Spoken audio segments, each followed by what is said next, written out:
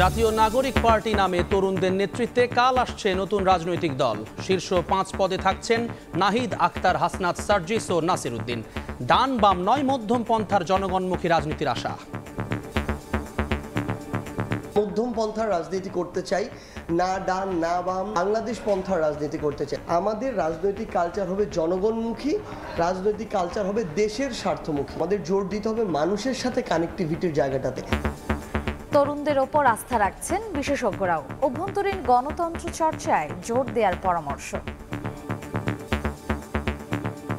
দলটা একটা তারুণ্য নির্ভর দল হবে, যেটি আমাকে আশাবাদী করে। অন্যান্য রাজনৈতিক দল, বিশেষ করে বাংলাদেশের দুটি বড় রাজনৈতিক দল থেকে পথ চলায় যে ধরনের ভুলগুলো হয়েছে সেগুলো শুধরে নিয়ে তারা সামনের দিকে এগোবে।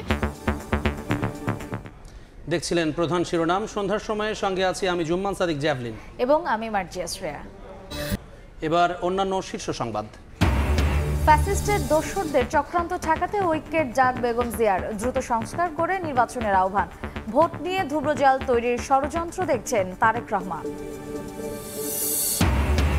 দ্বিতীয় দিনের মতো তেজগাঁওয়ে জুলাই বিপ্লবে আহতদের অবস্থান। শহীদ পরিবার এককালীন পাবেন 30 লাখ টাকা, মাসিক ভাতা 20,000। আহতদের 3 ক্যাটাগরিতে দেয়া হবে সহায়তা। এবং করোনাকালে $700 মিলিয়ন দুর্নীতি। স্বাস্থ্যের সাবেক ডিজি সহ 14 জনকে দুদকে তলব। সন্দেহজনক লেনদেনে সাবেক মন্ত্রী আব্দুর রহমানের বিরুদ্ধে মামলা।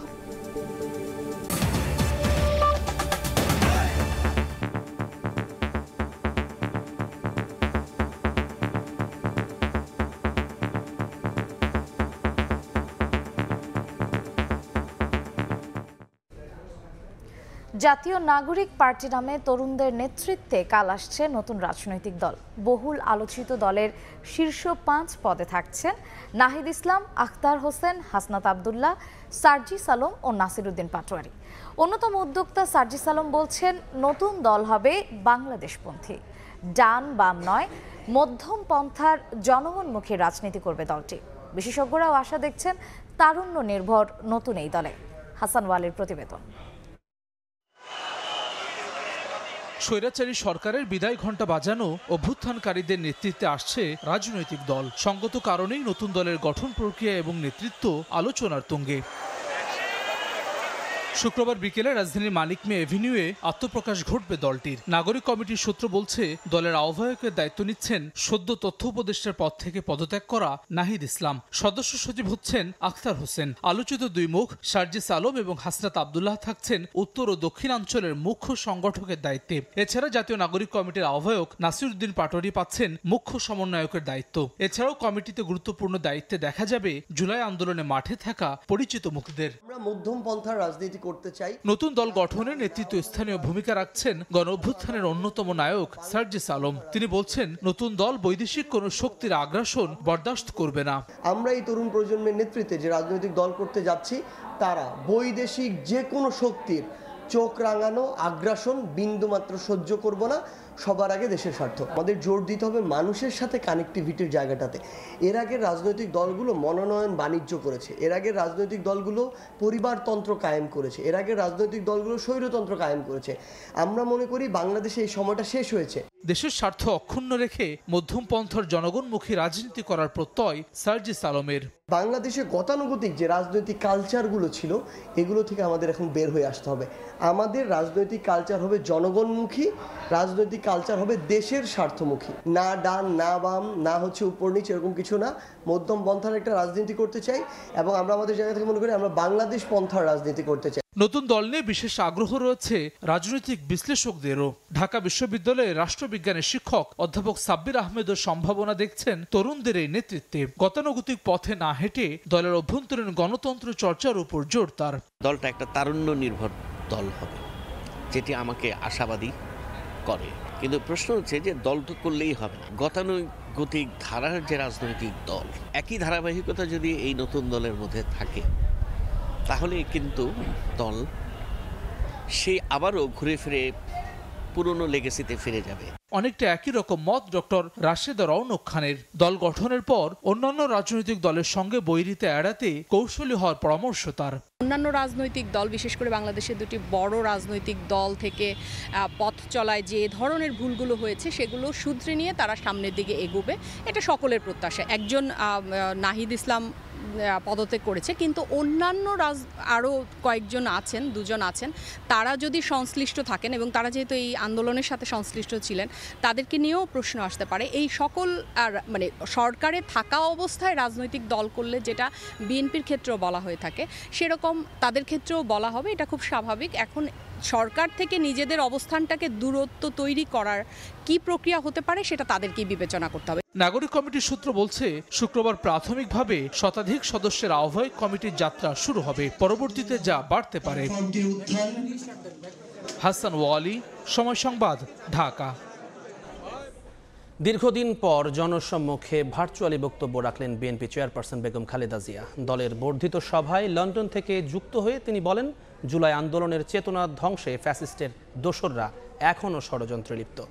গণতান্ত্রিক বাংলাদেশ গড়তে ন্যূনতম সরকার সংস্কার শেষে নির্বাচন দিতে সরকারের প্রতি আহ্বান জানান বিএনপি নেত্রী। নির্দেশনা দেন ভেদাভেদ ভুলে নেতাকর্মীদের ঐক্যবদ্ধ থাকার। আর তারেক রহমান বলেছেন, স্থানীয় নাকি জাতীয় নির্বাচন এ নিয়ে ধূম্রজাল তৈরির ষড়যন্ত্র চলছে। রেজাউল হক রিপন ও মোবারক হোসেন শুভর ক্যামেরায় আহমেদ সালেহিনের রিপোর্ট। সুশৃঙ্খল আয়োজন, দীর্ঘদিন পর এক হয়েছেন নেতাকর্মীরা। জাতীয় সংসদের এলডি হল জুড়ে বিএনপির এই মিলন মেলা। দলের বর্ধিত সভাকে কেন্দ্র করে সকাল থেকেই আসতে থাকেন দেশের বিভিন্ন অঞ্চলের সিনিয়র নেতারা। বিগত আন্দোলনে শহীদদের স্মরণে শোক প্রস্তাব শেষে সূচনা বক্তব্য দেন বিএনপি মহাসচিব মির্জা ফখরুল ইসলাম আলমগীর। অভিযোগ করেন, বাইরে থেকে শেখ হাসিনা ও দেশের ভেতর থেকে একটি মহল ভুল ব্যাখ্যা দিয়ে দেশকে অস্থিতিশীল করার ষড়যন্ত্র করছে। একটি গোষ্ঠী, একটি মহল বিভিন্নভাবে চক্রান্ত শুরু করেছে। ফ্যাসিস্ট শেখ হাসিনা বিদেশে গিয়ে তিনি সেই চেষ্টা করছেন। একই সঙ্গে দেশের অভ্যন্তরীণ অবস্থায় কিছু কিছু ব্যক্তি গোষ্ঠী তারা ভুল ব্যাখ্যা দিয়ে জনগণকে বিভ্রান্ত করার চেষ্টা করছে। উদ্বোধনী বক্তব্যে বিএনপির ভারপ্রাপ্ত চেয়ারম্যান তারেক রহমান বলেন, স্থানীয় না জাতীয় নির্বাচন এই ইস্যুতে ধূম্রজাল তৈরির ষড়যন্ত্র চলছে। স্থানীয় নির্বাচন অনুষ্ঠিত হলে সেটি হবে সারা দেশে পলাতক স্বৈরাচারের দোসরদের পুনর্বাসনের একটি প্রক্রিয়া, যা সরাসরি গণ অভ্যুত্থান আকাঙ্ক্ষা বিরোধী। মাফিয়া চক্রকে পুনর্বাসন প্রক্রিয়া এই ফাঁদে বিএনপি পা দেবে না, বিএনপি পা দিতে পারে না। দীর্ঘদিন পর বিএনপির বর্ধিত সভায় যুক্ত হয়ে বক্তব্য রাখেন দলটির চেয়ারপারসন বেগম খালেদা জিয়া। তিনি সতর্ক করে বলেন, ফ্যাসিস্টরা এখনো ষড়যন্ত্রে লিপ্ত। এখনো ফ্যাসিস্টদের দোসররা এবং বাংলাদেশের শত্রুরা গণ অভ্যুত্থানের মাধ্যমে প্রাপ্ত অর্জনকে নস্যাৎ করার জন্য গভীর চক্রান্তে লিপ্ত রয়েছে। নির্বাচন প্রসঙ্গে বেগম জিয়া বলেন, ন্যূনতম সংস্কার শেষে গণতান্ত্রিক ব্যবস্থায় ফিরতে নির্বাচনের দিকে যেতে হবে অন্তর্বর্তী সরকারকে। অন্তর্বর্তীকালীন সরকার গঠিত হয়েছে, তাদের কাছে জনগণের প্রত্যাশা রাষ্ট্র মেরামতের ন্যূনতম সংস্কার দ্রুত সম্পন্ন করে গণতান্ত্রিক ব্যবস্থায় ফিরে যাওয়ার জন্য সকলের কাছে গ্রহণযোগ্য একটি নির্বাচন অনুষ্ঠান সম্পন্ন করা। প্রথম অধিবেশন শেষে বর্ধিত সভার দ্বিতীয় সেশনে নিজেদের মতামত তুলে ধরে নেতাকর্মীরা বলেন, যে কোনো মূল্যে ঐক্য ধরে রাখতে সচেষ্ট থাকবেন তারা। দীর্ঘদিন পর এক হয়েছেন সারা দেশ থেকে আসা বিএনপির নেতাকর্মীরা। আর এই নেতাকর্মীদের উদ্দেশ্যে বিএনপির হাইকমান্ড বলছেন, ছোটখাটো বিভেদ ভুলে সবাইকে ঐক্যবদ্ধ থাকতে হবে, যেন জুলাই আন্দোলনের চেতনা নস্যাৎ না হয়। তারা এও বলেন, আগামীতে গণতান্ত্রিক রাষ্ট্র ব্যবস্থা গড়ে তুলতে নির্বাচনের কোনো বিকল্প নেই। তাই অন্তর্বর্তীকালীন সরকারকে নিরপেক্ষ থেকে একটি নির্বাচনের আয়োজনের আহ্বান জানালেন তারা। আহমেদ সালেহিন, সময় সংবাদ, ঢাকা। জুলাই বিপ্লবে আহতদের একাংশের অবস্থান কর্মসূচির মধ্যেই ভাতা দেওয়ার বিষয়ে সিদ্ধান্তের কথা জানিয়েছে সরকার। বিকেলে ফরেন সার্ভিস একাডেমিতে প্রধান উপদেষ্টার প্রেস সচিব জানান, শহীদ ও আহতদের আলাদা ক্যাটাগরি করা হয়েছে। সে অনুযায়ী এককালীন ও মাসিক ভাতা দেওয়া হবে। উন্নত চিকিৎসা ও পুনর্বাসনের দাবিতে মাঝে মধ্যেই রাস্তায় নেমে আসছেন জুলাই বিপ্লবে আহতরা। দাবি আদায়ে এবার রাজধানীর তেজগাঁওয়ে প্রধান উপদেষ্টার কার্যালয়ের সামনে অবস্থান নিয়েছেন তারা। জুলাই বিপ্লবে শহীদ ও আহতদের ক্যাটাগরি ভেদে এককালীন অর্থ প্রদান, উন্নত চিকিৎসা ও মাসিক ভাতা দেওয়ার দাবিতে এই আন্দোলন চালিয়ে যাওয়ার ঘোষণা দেন জুলাই যোদ্ধারা। আমরা এই বৈষম্য চাই না, আমাদের দাবি হচ্ছে দুইটা ক্যাটাগরি, এ এবং বি। যারা কর্মে অক্ষম, যারা চোখ হারিয়েছে, হাত হারিয়েছে এবং অভ্যন্তরীণভাবে তাদের যে বডি পার্টস হারিয়েছে, তারা থাকবে এই ক্যাটাগরিতে। এবং যারা সুস্থ হয়ে গেছে এবং কিছুদিনের মধ্যে সুস্থ হয়ে স্বাভাবিক জীবনে ফিরে যাবে, তারা থাকবে বি ক্যাটাগরিতে। যতক্ষণ পর্যন্ত আমাদের দাবি পূর্ণ না করবে ততক্ষণ পর্যন্ত আমরা এখানে অবস্থান করব, এর থেকে আমরা বিন্দুমাত্র সরব না। এমন প্রেক্ষাপটে বৃহস্পতিবার সন্ধ্যায় রাজধানীর ফরেন সার্ভিস একাডেমিতে সংবাদ সম্মেলনের আয়োজন করে প্রধান উপদেষ্টার প্রেস উইং। প্রেস সচিব শফিকুল আলম জানান, জুলাই বিপ্লবে শহীদ পরিবারকে এককালীন 30 লাখ টাকা ও প্রতি মাসে 20,000 টাকা করে ভাতা দেওয়ার সিদ্ধান্ত নিয়েছে সরকার। তিনি জানান, আহতদের 3 ক্যাটাগরিতে ভাগ করা হয়েছে। যারা একেবারে পঙ্গু হয়ে গেছেন, জীবনে আর আয় করতে পারবেন না, তাদের রাখা হয়েছে ক্যাটাগরি এতে। তাদের এককালীন দেয়া হবে 10 লাখ টাকা আর প্রতি মাসে পাবেন 20,000 টাকা ভাতা। বি ক্যাটাগরিতে যারা আছেন তারা এককালীন পাবেন 5 লাখ টাকা আর প্রতি মাসে দেয়া হবে 15,000 টাকা করে। সি ক্যাটাগরিতে যারা আছেন তারা এককালীন 3 লাখ টাকা আর প্রতি মাসে ভাতা পাবেন 10,000 টাকা। তারা ক্যাটাগরি এ তে থাকবেন, ক্যাটাগরি বি তে কারা থাকবেন, এটা পুরোপুরি হচ্ছে মেডিকেল বোর্ড দ্বারা এটা এই ডিসিশনটা এসছে।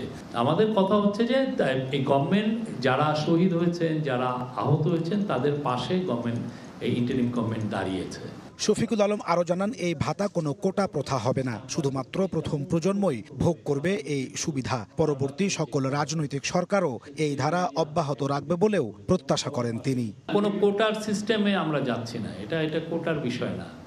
আর এটা এমন যে জেনারেশন আফটার জেনারেশন সেটাও না। জুলাইয়ের যে গণ অভ্যুত্থান, এটা তো জাতির একটা মহৎ আন্দোলন, এটা তো সবাই ধারণ করেন। বাংলাদেশের সমস্ত পার্টি এই কাছেই এরা জুলাই যোদ্ধা, জুলাইয়ের বীর, জুলাইয়ের শহীদ। তা এটা আমরা মনে করি যতদিন বাংলাদেশ থাকবে জুলাই যোদ্ধাদেরকে কেউ ভুলবে না। আগামী মার্চ থেকেই ভাতা দেওয়া শুরু হবে বলেও জানানো হয় সংবাদ সম্মেলনে। আগামী অর্থ বছরে। নাজমুস সালিহি, সময় সংবাদ, ঢাকা।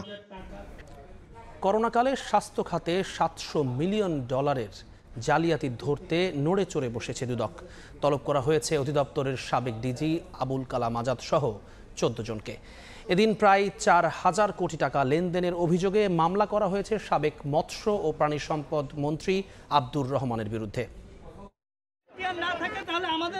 করোনাকালে বিশ্ব ব্যাংক সহ দাতা সংস্থা থেকে পাওয়া $700 মিলিয়ন প্রকল্পে নানা অনিয়ম দুর্নীতির ঘটনায় চলতি মাসে অনুসন্ধানের নামে দুদক। এবার তৎকালীন প্রকল্প কর্মকর্তা ইকবাল কবির, স্বাস্থ্য অধিদপ্তরের সাবেক ডিজি আবুল কালাম আজাদ, অতিরিক্ত মহাপরিচালক সহ 14 জনকে আগামী 2 ও 3 মার্চ তলব করেছে সংস্থাটি। এদিন আওয়ামী লীগের প্রেসিডিয়াম সদস্য ও সাবেক মন্ত্রী আব্দুর রহমানের বিরুদ্ধে মামলা করেছে দুদক। মামলায় আব্দুর রহমান ও তার স্ত্রীর বিরুদ্ধে 4,000 কোটি টাকার সন্দেহজনক লেনদেন ও 7 কোটি টাকার অবৈধ সম্পদ অর্জনের অভিযোগ আনা হয়েছে।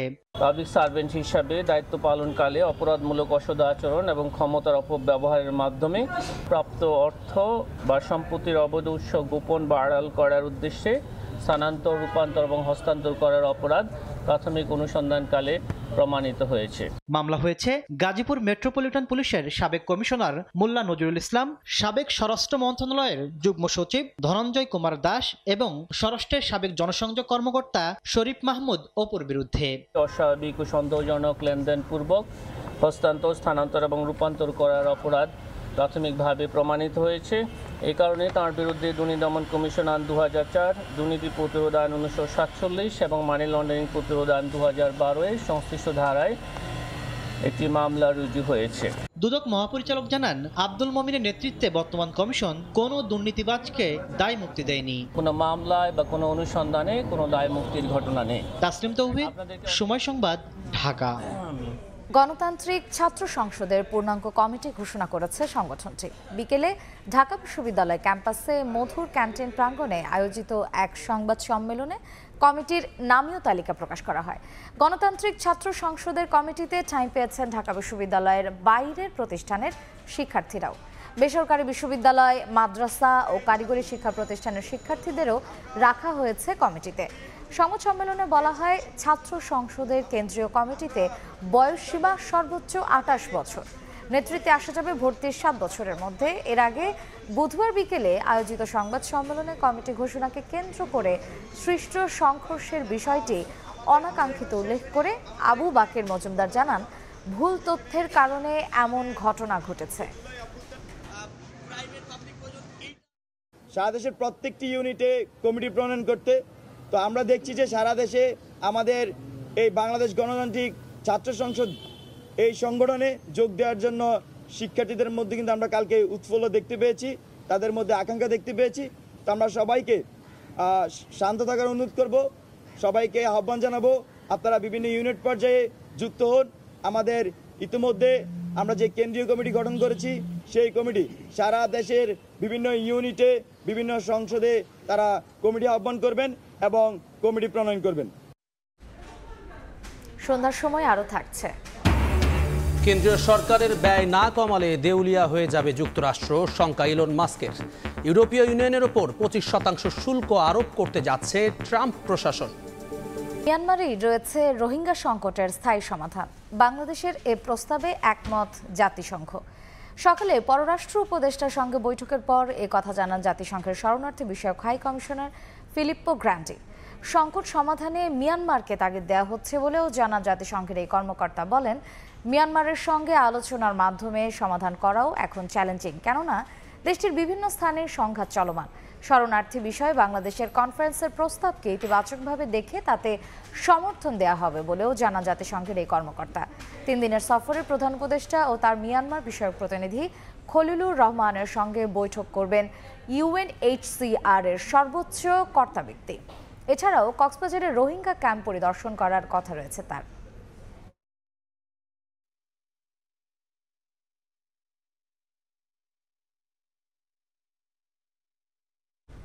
দেখছেন সন্ধ্যার সময়। দেশের বাইরের খবর। উল্লেখযোগ্যভাবে ব্যয় না কমালে দেউলিয়া হয়ে যাবে যুক্তরাষ্ট্র। প্রেসিডেন্ট হিসেবে ক্ষমতা গ্রহণের পর ট্রাম্পের আনুষ্ঠানিক মন্ত্রিসভার বৈঠকে এ মন্তব্য করেন ধনকুবের ইলন মাস্ক। বৈঠকে এপি, রয়টার্স সহ কয়েকটি বার্তা সংস্থার সাংবাদিকদের প্রবেশ করতে দেয়নি হোয়াইট হাউস। তাদের অভিযোগ, ট্রাম্প প্রশাসনের এমন সিদ্ধান্তে ক্ষুণ্ণ হয়েছে গণমাধ্যমের স্বাধীনতা। অন্যদিকে নাম প্রকাশে অনিচ্ছুক সূত্র ব্যবহার করে খবর প্রকাশ করলে মামলা দেওয়ার হুমকি দিয়েছেন ট্রাম্প। পাশাপাশি শিগগিরই ইউরোপীয় ইউনিয়নের ওপর 25% শুল্ক আরোপের হুঁশিয়ারি দেন তিনি। এ পর্যায়ে শীর্ষ সংবাদ জানিয়ে দিচ্ছে আরেকবার। জাতীয় নাগরিক পার্টি নামে কাল আসছে নতুন রাজনৈতিক দল। শীর্ষ 5 পদে নাহিদ আখতার হাসনাত, সার্জিস ও নাসির উদ্দিন। মধ্যম পন্থার জনগণমুখী রাজনীতির আশা। ফ্যাসিস্টের দোসরদের চক্রান্ত ঠেকাতে ঐক্যের ডাক বেগম জিয়ার। দ্রুত সংস্কার করে নির্বাচনের আহ্বান। ভোট নিয়ে ধূম্রজাল তৈরির ষড়যন্ত্র দেখছেন তারেক রহমান। এবং করোনাকালে $700 মিলিয়ন দুর্নীতি। স্বাস্থ্যের সাবেক ডিজি সহ 14 জনকে দুদকে তলব। সন্দেহজনক লেনদেনে সাবেক মন্ত্রী আব্দুর রহমানের বিরুদ্ধে মামলা।